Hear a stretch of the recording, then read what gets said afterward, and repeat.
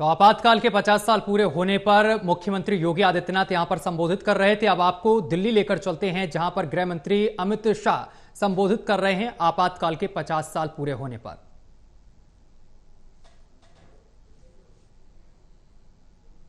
संघर्ष समिति का संघर्ष और इसके साथ सत्याग्रह और जन जागरण की दिक्कतें और नरेंद्र मोदी जी उस वक्त भूमिगत रहकर काम करते थे।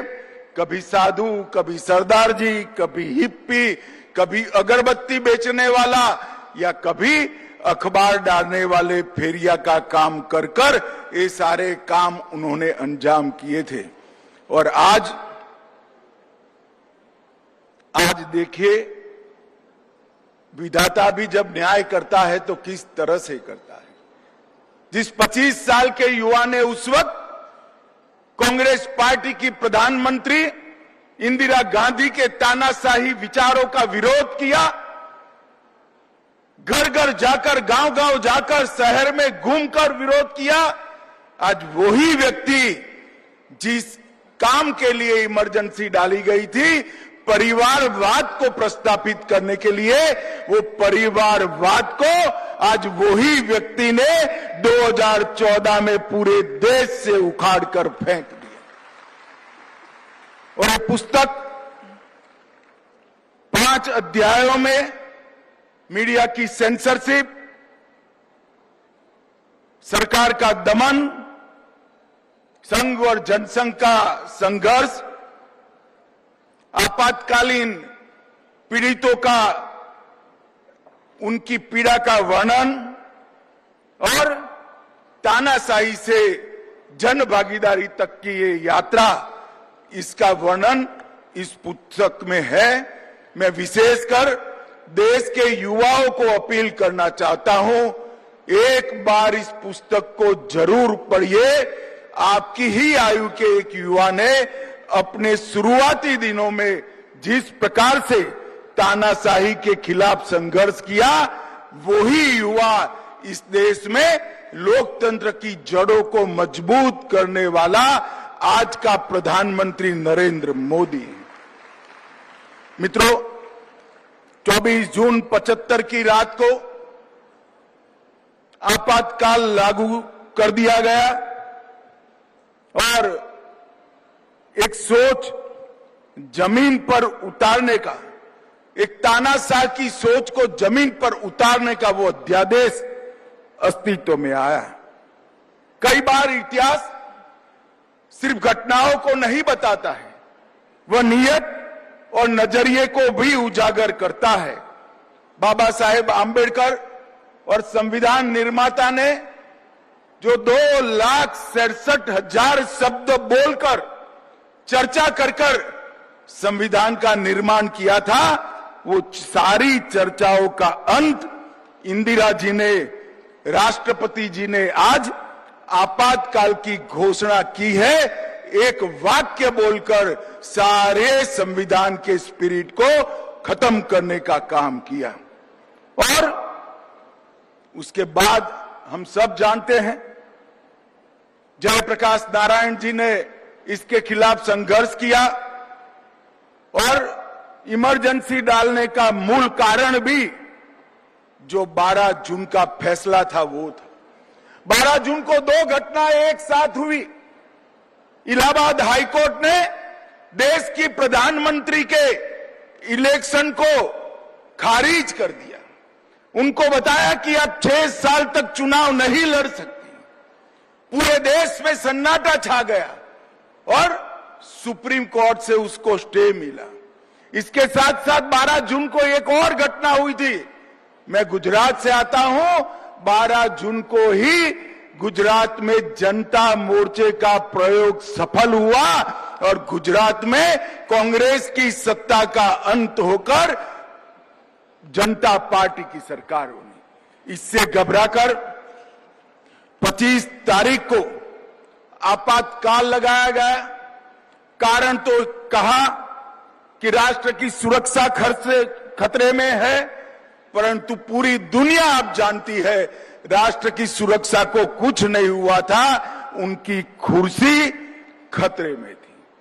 जेपी के संपूर्ण क्रांति के नारे ने पूरे देश को झंझोड़ कर रख दिया था। गुजरात से शुरू किया हुआ आंदोलन बिहार तक पहुंचा था। गुजरात में सरकार गिरी, चुनाव हुआ, कांग्रेस गई और सभी विपक्षों ने एकजुट होकर जनता पार्टी की सरकार बनाई और ये इंदिरा जी के लिए बहुत बड़ी चेतावनी थी। और जेपी के आंदोलन में महंगाई के खिलाफ छात्र इकट्ठा हुए, अन्याय के खिलाफ रेल कर्मचारी इकट्ठा हुए और जगह जगह पर भ्रष्टाचार विरोधी आंदोलन हुआ और उसमें अंत में 12 तारीख को इलाहाबाद हाई कोर्ट ने इंदिरा जी को संसद सदस्य के नाते गैरलायक बना दिया। 24 जून को सुप्रीम कोर्ट से स्टे मिला और 24 जून की रात को ही इन्होंने इमरजेंसी डालकर स्टे देने वाली कोर्ट को भी चुप कर दिया, अखबारों को भी चुप कर दिया, आकाशवाणी को भी चुप किया और 1,10,000 सामाजिक राजनीतिक कार्यकर्ताओं को जेल की काल कोठरी में बंद कर दिया। सुबह 4 बजे कैबिनेट बुलाई, कोई एजेंडा सर्कुलेट नहीं हुआ और उसकी घोषणा करने का काम हो गया। शाह कमीशन ने पूरी जांच के बाद कहा डिटेंशन, स्टेरिलाइजेशन, नसबंदी और डिमोलिशन, ये तीनों ने पूरे देश के अंदर जिस प्रकार से भय और आतंक का वातावरण किया, इसका कहीं विश्व में कोई जोड़ नहीं मिल सकता है। मित्रों, विजयाराजे सिंधिया, जेपी स्वयं, मुरारजी भाई, चौधरी चरण सिंह, राजनारायण, अटल जी, अडवाणी जी, आचार्य कृपलानी, जॉर्ज फर्नांडिस, अरुण जेटली, जय किशन गुप्ता, सत्येंद्र नारायण सिन्हा, गायत्री देवी, मुलायम सिंह यादव और डीएमके के नेता, ये सारे के सारे कोई जुर्म के बगैर जेल की सलाखों में पहुंचा दिए गए।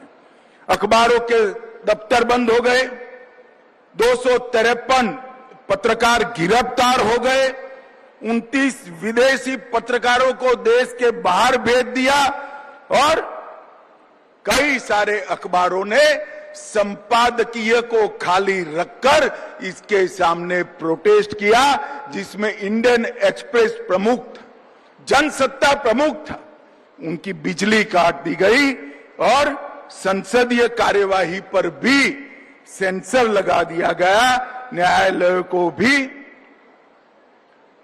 एक प्रकार से नियंत्रित कर लिया गया।